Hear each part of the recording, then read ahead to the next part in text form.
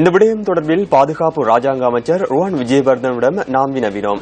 நெருக்கடிக்குள்ளாகியுள்ள மீனவர்கள் தொடர்பில் நடவடிக்கை முன்னெடுப்பதற்கு கடற்படை தளபதி அவதானம் செலுத்தியுள்ளதாக அவர் குறிப்பிட்டார்.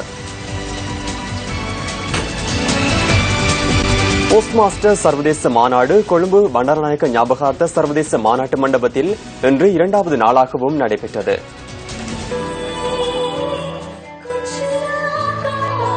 நேற்று ஆரம்பமான இந்த மாநாட்டில் உள்நாட்டு மற்றும் சர்வதேச பேச்சாளர்கள் கலந்து கொண்டுள்ளனர்.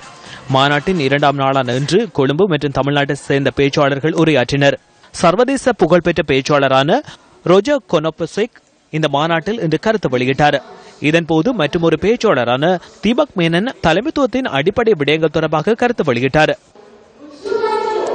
In a nutshell, what happens is this. We all think we know reality, what is true, what is false. சுருக்கமாக கூறினால் உண்மை மற்றும் பொய் என்பதே யதார்த்தமாகும். உரிய வகையில் விளங்கிக் கொள்ளாமல் மக்கள் பிரச்சனைகளை ஏற்படுத்திக் கொள்கின்றனர்.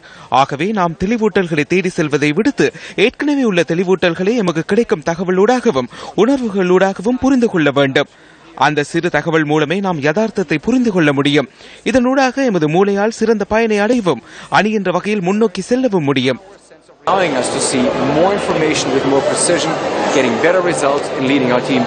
இதன்போது மற்றொரு பேச்சாளரான தீபக் மேனன் தலைமைத்துவத்தின் அடிப்படை விடயங்கள் தொடர்பாக கருத்து வெளியிட்டார். As a leader, you need to be able to talk the walk and walk the talk. தலைவர் என்ற வகையில் சரியானவற்றை பேச வேண்டும் என்பதுடன் சரியானவற்றை மாத்திரமே செய்ய வேண்டும். 13 வருடங்களாக டோஸ்ட் மாஸ்டர்ஸ் மூலம் கிடைத்த அனுபவங்களை இன்று நான் பகிர்ந்து கொள்கின்றேன். டோஸ்ட் மாஸ்டர்ஸ் ஊடாக கிடைத்த அனுபவங்கள் மூலம் நான் தலைமைத்துவத்தின் பல்வேறு கோணங்களை அறிந்து கொண்டேன். ஒரு சில சந்தர்ப்பங்களில் விடயங்களை அறியாது இணங்கி செல்ல நேரிடலாம். தீர்மானங்கள் தொடர்பில் எமக்கு தன்னம்பிக்கை இருக்க வேண்டும். தன்னம்பிக்கை என்பது தலைமைத்துவத்தின் முக்கிய அங்கமாகும். Leadership is self-confidence. Belief in yourself that you can do it. இதன்போது ஷெவான் டேனியல் 4ஆம் நூற்றாண்டு கால பகுதியில் இலங்கையில் ஆட்சி புரிந்த காசியப்ப மன்னரை உதாரணமாக கொண்டு உரையாற்றினார். Look at Kashyapa. He had a dream.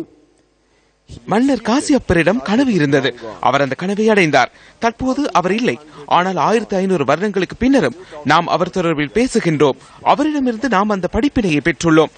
அந்த மகத்துவம் தொடர்பில் நாம் எமது பிள்ளைகளுக்கு போதிக்க வேண்டாமா? எமக்கு நீங்களே தேவைப்படுகின்றீர்கள். அழுத்தம் பிரயோகிக்கக்கூடியவர்களும் மாற்றத்தை ஏற்படுத்தக்கூடியவர்களுமே எமக்கு தேவைப்படுகின்றனர். To understand how great we truly are.